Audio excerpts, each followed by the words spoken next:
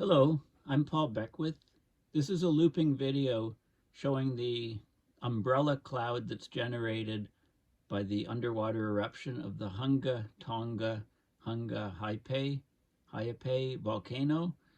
Now, this erupted on January 15th, 2022. In my interview recently with James Hansen, and also in his paper Global Warming in the Pipeline, he mentioned this volcano because this volcano is actually a very unusual one, right? When most volcanoes go off, it's the sulfur dioxide, the aerosols that are created, which can cool the planet. So for example, when Pinatuba went off, it cooled the planet about 0.5 degrees for a few years.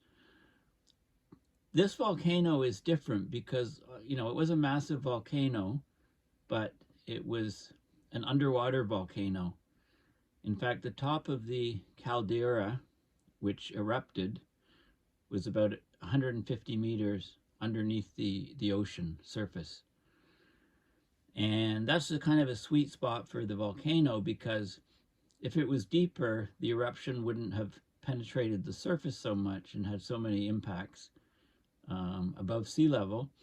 And if it was shallower, there would have been a lot less water involved. And the water from the eruption actually went up as high as 53 kilometers into the atmosphere, well up above the tropopause, well into the stratosphere.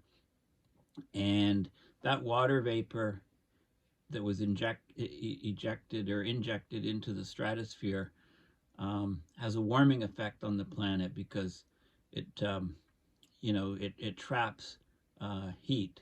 Infrared radiation that tries to escape out of the Earth's system gets trapped by all that water vapor. So it actually has a warming effect, which may still be going on right now, almost a few years after the eruption. So how much water vapor went into the stratosphere as high as 53 kilometers above the surface of the Earth?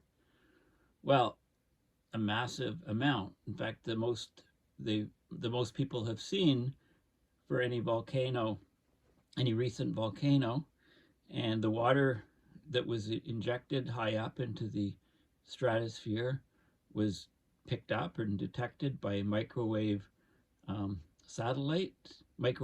instrumentation on satellites. And the amount of water ejected or injected into the stratosphere from this volcano turns out to be about 10% of the total amount of water that's normally that high up, normally in the stratosphere. So it was actually a very significant event. And I didn't do a video on it before, but it's come up, like I said, it came up in Global Warming in the Pipeline, the James Hansen paper, which I discussed in several videos, and also in the one-on-one interview with the Climate Emergency Forum group, where I interviewed James Hansen. So I'll provide links to those in the description of this video. Anyway, it's a fascinating phenomenon, so let's talk about it in a little bit more detail. First of all, where is this place? Okay. Well, there's a Wikipedia page on this volcano, the Hunga Tonga Hunga Ha'apai. I'm sure I'm pronouncing that incorrectly. There's a couple islands here. This island happens to be on, imagine a big circular caldera. This island being part of the northern part of the caldera, this island being the western part, to give you an idea of the size. And it came to within about 150 meters of the surface. Okay, so it's a submarine volcano, right? These are underwater vents or fissures, and they're under the water. Okay, so, and then when it erupted, rather than just put sulfur dioxide in the atmosphere, it vaporized a lot of the water above the volcano and put that up into the stratosphere. Okay, so this volcano this submarine volcano in the South Pacific, well, let's have a look at Google Earth, see where we are. Okay, so this is a volcano. These are the islands here. Let's zoom out. You can see where it is. So here's Tonga. Zooming out more. Okay, so you can see where it is. This is New Zealand. There's a ridge up here, and it's up in this region. So just to the east of Australia, Fiji's here, Samoa here. Okay, so very little island in the Pacific. Okay, just to give you a good perspective on where it is. Okay. So there's basically a highly active subduction zone, right, which extends up from New Zealand here. It's a convergent plate boundary, so two plates are converging. One plate is driving underneath the other plate, and there's a lot of tectonic activity. There's a lot of earthquakes generated in the region, plus volcanoes. Okay, so it's a subduction zone. There's a volcanic arc, which extends from New Zealand northeast to Fiji, and it's formed by the subduction of the Pacific continental plate underneath the Indo-Australian continental plate. So it's about 100 kilometers above a very active seismic zone. So the volcano rises from about 2,000 meters from the seafloor. It has a caldera, which on the eve of the 2022 eruption was about 150 meters below sea level and 4 kilometers at its widest extent. The only major above water part of the volcano are the twin uninhabited islands of Hunga Tonga and Hunga Ha'apai. Hunga Ha'apai, which are respectively part of the northern and western rim of the caldera.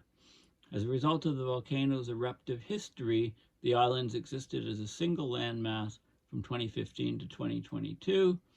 They were merged by a volcanic cone in a VEI. Now, this is a volcanic explosivity index. It's a relative measure of the explosiveness of volcanic eruptions. So you can see the VEI. And this is the, to give you some examples, there's Mount St. Helens here. This is the volume of erupted tephra, the rock and ash. And you can see it goes up exponentially. So it's kind of a logarithmic index. Mount St. Helens, 1 cubic kilometer. Pinatuba, 10 cubic kilometers. Tambora in 1815, greater than 100 cubic kilometers. Yellowstone caldera, about 1,000 cubic kilometers, not depicted. It's about 10 times the volume of this guy here. So this is on the VEI index. So this guy was a 2, here, somewhere here in 2014, 2015. And then there was a more powerful eruption in 2022, which reduced the islands in size. So it generated a tsunami that reached as far as the coast of Japan and the Americas, a volcanic plume that reached, this says 58 kilometers, but I think in the paper it says 53 kilometers into the middle atmosphere, the mesosphere. As of May 2022, the eruption is the largest volcanic eruption in the 21st century.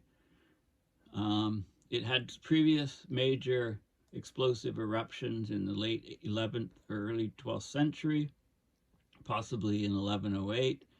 Several known historical eruptions in 1912, 1937, 88, 2009, 2014, 15, and 2021, 2022. So this is the volcano. The caldera is kind of here. Okay. The volcano's base at the seafloor, 2,000 meters down, is about 20 kilometers in diameter. It rises 2,000 meters roughly towards the sea surface. Before the 2022 eruption, I don't know if it's been surveyed since yet, or at least not in, it doesn't appear in anything I could find. The volcano's caldera was roughly 150 meters below sea level and had a size of 4 kilometers by 2 kilometers. Okay, steep cliffs, and here's some more images of the islands. And it talks about the 2009 eruption, the 2014-2015 eruption. So very active volcano, a study in post-2015. And the December 2021 to January 2022 eruption, the most recent eruption. So on 20th of December 2021, the volcano erupted, caused a large plume, and I showed you the running animation at the beginning of this. And here's another one. It shows you the plume and shock wave. And there was an advisory issued to airlines in the region not to fly over that region. Explosions heard up to 170 kilometers or 110 miles away. The initial eruption continued until December 21st. Activity continued, and on 25th of December, the island had increased in size. It was declared dormant on January 11th, and it restarted on the 14th, and it sent an ash cloud 20 kilometers high. There was a tsunami warning. The next day, the volcano violently erupted again, about 7 times more powerfully than the first eruption on December 20th. The initial volcanic plume rose to, it says, 58 kilometers into the mesosphere, the greatest height ever reported for a vapor plume. There were numerous reports of loud booms across Tonga and other countries, such as Fiji, as far away as New Zealand and Australia. There was a boom heard in Alaska, 10,000 kilometers from the source, 7 hours after the eruption. So basically a shock wave traveled around the Earth, and it did it twice, apparently. The Met Office in the UK also detected shock waves from the eruption. The massive atmospheric shock wave traveled about 300 meters per second. The energy released, calculated from various methods, was about equivalent to 61 megatons of TNT, more powerful than the largest nuclear bomb ever detonated, Tsar-Bomba, which was about 50 megatons. Another study proposed at least 5 blasts, 2 of small size, 3 increasingly larger ones. Okay, so there is an article, a peer-reviewed scientific paper in the journal Geophysical Research Letters, and about the eruption, because it happened a few years ago, but it's still, maybe affecting climate a little bit. Okay, so that's a good Wikipedia overview. I showed you where it is again on, so just Google Earth, run it, put in where you want to find, and then it zooms in there, and then you can play around and see where it is. This is the ridge from the 2 colliding plates. Okay, so this eruption blasted an unprecedented amount of water into the stratosphere. Okay, so I showed you this running video of the eruption. The huge amount of water vapor hurled into the atmosphere, as detected by NASA's microwave limb sounder, could end up temporarily warming the Earth's surface. And this was written shortly after it occurred. Well, it was written last year after it occurred. So Hansen thinks it has warmed the Earth slightly, as he discussed in Global Warming in the Pipeline and also in our interview. So when this thing erupted, it sent a tsunami racing around the world, set off a sonic boom that circled the globe twice.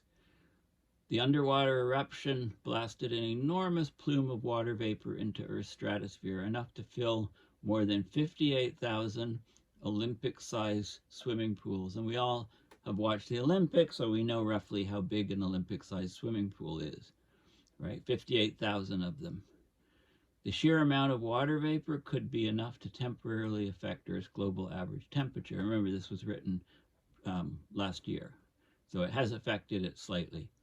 We've never seen anything like it.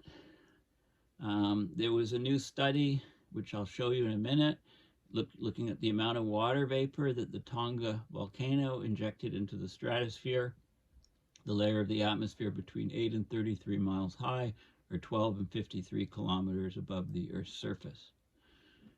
Okay, so the Tonga eruption sent an estimated 146 teragrams. 1 teragram is 1,000,000,000,000 grams of water vapor into Earth's stratosphere.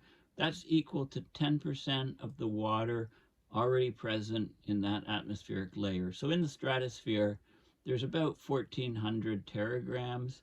So this eruption is sent about 10% of what's normally there. That's also 4 times the amount of water vapor that Pinatuba in 1991 lofted into the stratosphere. Okay, so this is a satellite image of the region before the eruption. So the microwave limb sounder instrument is on NASA's AURA satellite, and it measures greenhouse gases, including water vapor and ozone. After the volcanic eruption, the team monitoring the data from the microwave limb sounder, they started seeing water vapor readings that were off the charts. So they had to check their instrumentation and make sure it was functioning properly. Volcanic eruptions rarely inject much water into the stratosphere because most of these eruptions are above sea level. There is water vapor in the eruption material, because it's sourced from deep down in the earth. But that would have still occurred, but most of the water vapor from this eruption was from the vaporized water in that 150 meters water column above the top of the volcano. NASA has been taking measurements for 18 years. Only 2 other eruptions, one in 2008 in Alaska and another one in Chile in 2015, sent appreciable amounts of water vapor to such high altitudes, but they are mere blips compared to the Tonga event. In the previous 2 cases, the water vapor dissipated quickly. The excess water vapor in the Tonga volcano, actually, there's still some in there. It remains in the stratosphere for several years, and of course it influences atmospheric chemistry, changes chemical reactions. It could temporarily worsen depletion of the ozone layer, and we'll look at what the ozone layer has done in the last few years. Can also influence surface temperatures. So massive volcanic eruptions like Krakatoa and Mount Pinatuba, they typically cool the Earth's surface because they eject gases, dust, and ash that reflect sunlight back into space, so causing cooling, and it can be for several years because that's the amount of time it takes the particles to fall out by gravity from the stratosphere because it's above weather. They fall out from the stratosphere down into the troposphere, and then they're rained out very quickly within a week or so once they're in the troposphere. But it takes them years to settle down because they're very small particles, and it takes a long time for gravity to pull them down. The Tonga volcano didn't inject large amounts of aerosols into the stratosphere because it was underwater, but it did inject huge amounts of water vapor, which and water vapor in the atmosphere traps heat as a greenhouse gas. Okay, so this is an image the day after the volcano erupted. It shows the ash plume from the Hunga Tonga, Hunga Ha'apai volcanic eruption. An astronaut took the photo from the International Space Station. Very, very cool. You can see this is where the eruption is, I guess. This is the prevailing winds are bringing the ash cloud that way. So the sheer amount of water injected into the stratosphere was likely only possible because the underwater volcano's caldera, and the caldera is a basin-shaped depression usually formed after magma erupts or drains from a shallow chamber beneath the volcano. It was at just the right depth, the Goldilocks depth, 490 feet down, 150 meters down below sea level. Any shallower, and there wouldn't have been enough seawater superheated by the erupting magma to account for the stratospheric water vapor that was seen. Any deeper, and the immense pressures in the ocean's depths would have muted the eruption. Okay, and the MLS instrument, it's well situated to detect this water vapor plume because it observes natural microwave signals emitted from Earth's atmosphere. It sees through things like ash clouds that can blind other instruments.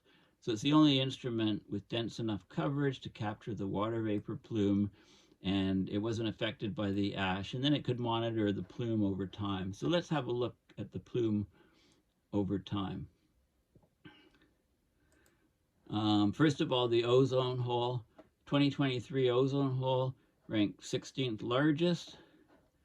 Okay, this was an article from beginning of this month. This is the ozone hole depletion, basically, over Antarctica, and this is the size and shape shown on September 21st, 2023, the day of the maximum extent of the ozone hole. And the 2023 Antarctic ozone hole reached its maximum size on this day. It was 10 million square miles in size, or 26 million square kilometers. The hole ranked as the 12th largest single-day ozone hole since 1979. So quite large, the 12th largest. Over the whole month, from September 7th to October 13th, it was the 16th largest when you average it over the whole month. The single day set the 12th largest single day record. Okay, so quite a, quite a decent size ozone hole. So, and it does mention in this article that here's an image. Let me just play this. Well, I don't want to play the whole thing, but it's maybe it'll show.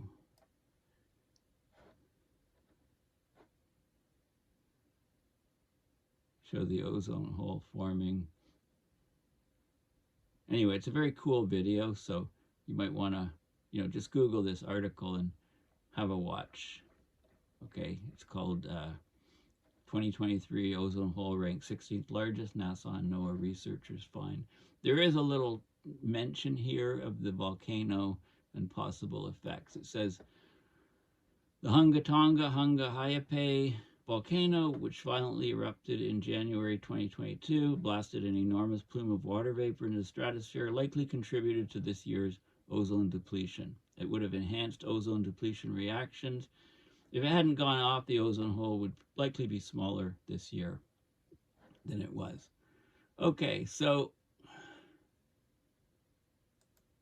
let's have a look at so this is a paper in Geophysical Research Letters, open access, published last year on this volcano, the Hunga Tonga, Hunga Ha'apai hydration of the stratosphere. Okay, so basically, I'll just talk about the key findings and show you some images of this. So, following the 15th of January 2022, eruption, several trace gases measured by the Aura microwave limb sounder. So the satellite's the Aura, the instrument is a microwave limb sounder. It displayed anomalous stratospheric values. H2O, SO2, and HCl enhancements were injected by the eruption. The SO2 and HCl mass injections were unexceptional, although they reached higher altitudes than previously seen, but the H2O injection was unprecedented in both magnitude. It far exceeded any previous values in the 17-year microwave limb sounder record, and it reached an altitude penetrating into the mesosphere. It went up 53 kilometers, according to this paper, not 56, which is mentioned in the other articles. The mass of H2O injected into the stratosphere, 146 teragrams, or 10% of the stratospheric burden. So 10% of the water that's normally in the stratosphere was injected there from this huge underwater volcano. And it takes several years for the plume to dissipate. There's still effects of it we're seeing right now. It impacts climate not by surface cooling due to sulfate aerosols like the vast majority of volcanoes, but rather there's surface warming enhancement due to the radiative forcing of the excess stratospheric H2O. Okay, so the key points are, okay, so yeah, I mean, I've talked about these in the plain language summary. So basically, it talks about the things, some of the things. It introduces a volcano. I've talked a little about where it is, when it erupted, what it did. It says it sent a volcanic plume at altitudes of up to 57 kilometers here, a record for the satellite era, triggered tsunami alerts around the world, sent sound waves propagating globally, ionic disturbances, right? It was a big deal as far as volcanoes go, and a very unusual one because it was in the sweet spot of 150 meters of depth. In addition to particulate matter, volcanic eruptions generally loft large quantities of gases into the stratosphere. So about 80% of this gas volume can be magmatic H2O. So this is H2O from deep inside the Earth.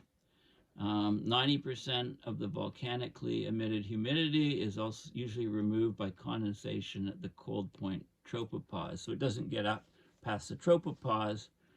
There's lots of CO2 and SO2 in volcanic plumes, as well as HCl, other trace gases.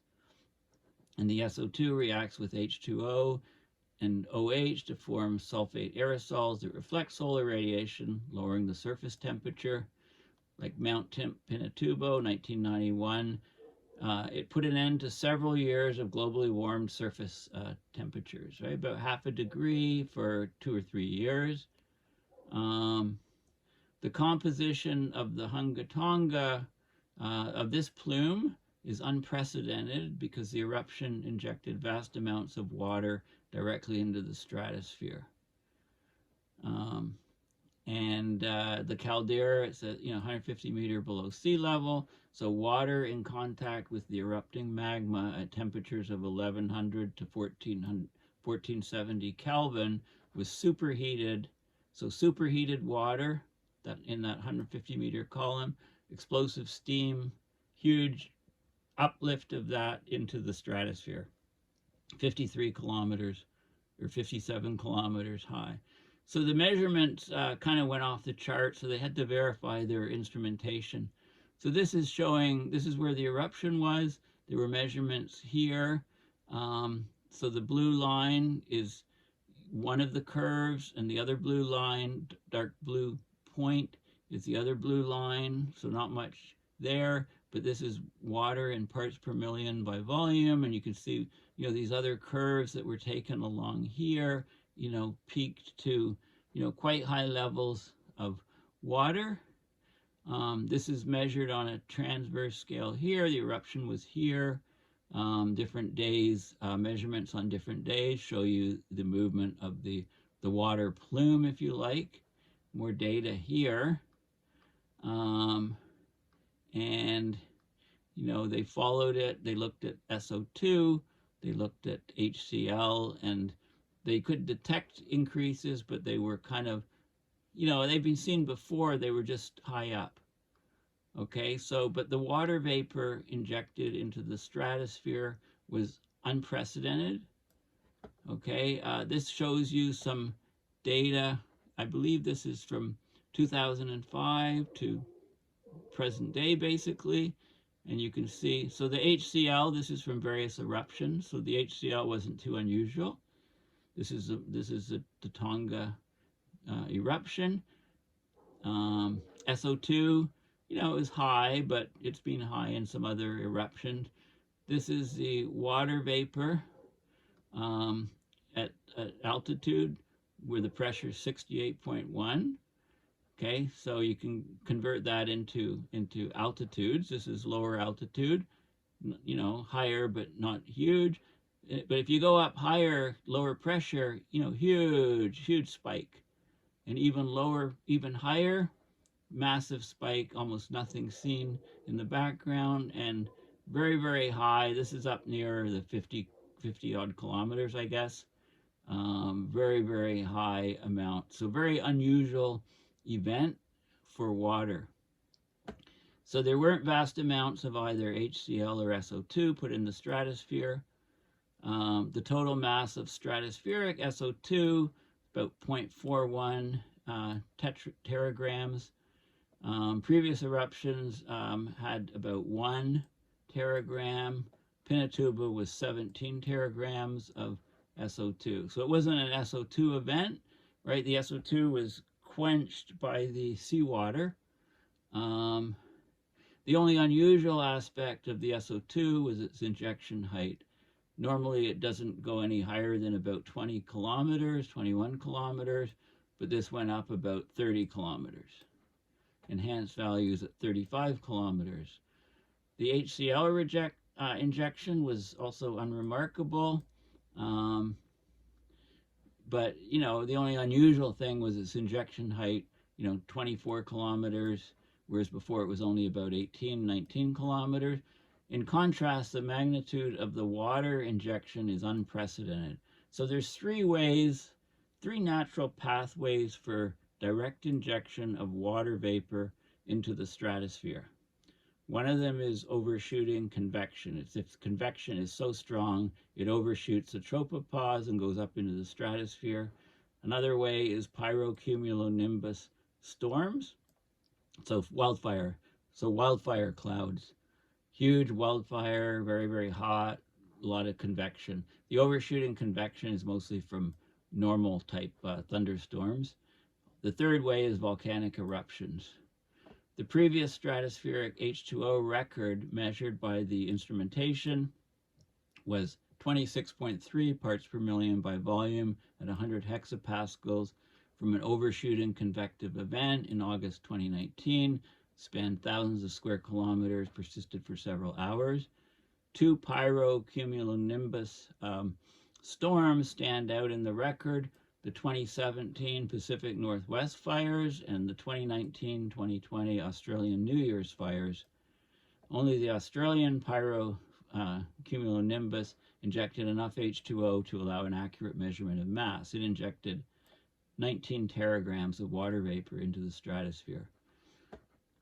2008 eruption and 2015 eruption were the only others that injected enough water into the stratosphere to be measured. Neither deposited the water at altitudes higher than about 18.6 kilometers. Both injections were too small to get a reliable water mass estimate. This eruption injected at least 146 teragrams of H2O into the stratosphere, not only blowing away the magnitudes of all other injections, but it eclipsed a theoretical estimate of 37.5 teragrams from Pinatuba. Of course, Pinatuba was above sea level, so that this water vapor injection from Pinatuba is the magma-derived water vapor. So the Tonga H2O injection is unique in the satellite record, 1979 to date.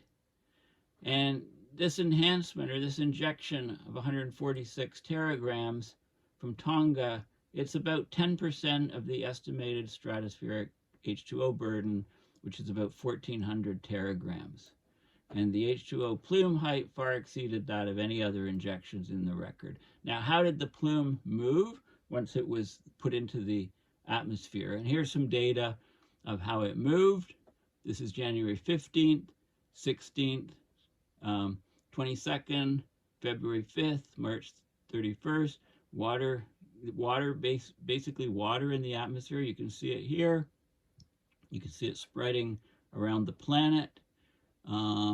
This is water parts per million by volume, showing different scans at different altitudes of it. So this is as you go up from the surface up to very, very high altitudes. Well, not the surface, but 100 hexapascals, I guess. Of course, okay, so up through the atmosphere, you can see how the dispersal spread. So it spread much higher. It spread around much faster at higher elevations, higher altitudes, and slower at lower altitudes. But eventually it circumvented the Earth, basically. This is another image here, okay, with of how it's spreading, how it's sort of characteristic through the atmosphere.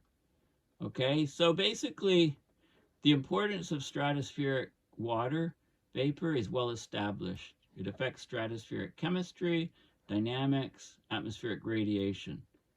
For example, excess stratospheric H2O could lead to enhanced OH concentrations, slightly enhancing ozone production through the methane oxidation cycle. So it oxidizes methane, right? It's one of the sinks of methane, and it produces, so it can enhance it, but it depletes ozone through a different cycle.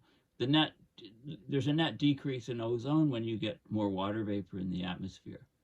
And the enhanced OH concentrations could also increase the loss of methane, resulting in a decrease of its lifetime, right? It's an important sink for methane. And it talks about, some other atmospheric chemistry. I mean, water vapor enters the stratosphere mostly in the tropics, right? Where there's these massive thunderstorms which overtop the tropopause, putting water into the upper atmosphere. Normally, a lot of it is taken out at the cold point of the tropopause, right? The borderline between the troposphere, the lower part of the Earth where there's weather, and then the upper part of the atmosphere is the stratosphere, the height above. So there's some sort of what they call the tape recorder. There's an annual cycle in troposphere temperatures that imprint in alternating bands of dry and moist air rising in the tropical stratosphere. So if you measure this is the water vapor percent. This is year 1995 to 2023, and you can see these bands here, alternating bands because of the atmospheric chemistry. And here is the Hunga Tonga, Hunga Ha'apai eruption here. It completely disrupted it. Completely. And there's a time series, it just spiked up. This is water in parts per million by volume. And this is at 100 hexapascals pressure. So at lower level, it basically went right up really high. This is at 31 hexapascals, right up into the stratosphere. Okay, so they talk about the radiative forcing, the sort of averages over the unprecedented enhancement of the water vapor corresponds to 1.5 parts per million by volume at 31 hexapascals if you average it over between 60 degrees south and 60 north. So it's spread out, and it's still, the time scale for complete dissipation of the plume may be 5 to 10 years. Okay, so it's there for a while, causing some radiative warming effect. Preliminary climate model simulations suggest an effective radiative forcing at the tropopause of about plus 0.15 watts per square meter due to the stratospheric water enhancement. Okay, for comparison, the radiative forcing increase due to CO2 growth from 1996 to 2005 was about 0.26 watts per square meter. Okay, so it's not insignificant. So in summary, the measurements, the microwave measurements, indicate that an exceptional amount of water was injected directly into the stratosphere by the eruption. So basically, the water above the volcano, the 150-meter depth water, a lot of it was vaporized, and that water vapor went right up into the atmosphere. And there was enough water vapor going into the stratosphere that it was equivalent to about 10% of the total stratospheric H2O burden. It was 146 teragrams injected, and the total stratospheric water vapor is about 1,400. So 10%. On the day of the eruption, the water plume reached 53 kilometers altitude. The H2O injection, it bypassed the cold point tropopause where water is normally taken out, so it just shot past. There was so much of it. disrupted the H2O tape recorder signal over time, set a new record for water vapor injection height in the 17-year MLS record, and it could alter stratospheric chemistry and dynamics as the long-lived water plume propagates through the stratosphere. So it could affect it for years still. And it affects climate in a different way from normal volcanoes, because normal volcanoes put up the aerosols and cause the cooling of climate if the injection of the aerosols is into the stratosphere. In this case, it put so much water vapor into the stratosphere, it caused surface warming rather than a cooling. And I talked about the amounts. Okay, so very fascinating event, fascinating paper, and I can see why James Hansen has talked about it, in both his Global Warming in the Pipeline paper and in his video interview with Climate Emergency Forum that we did a few weeks ago.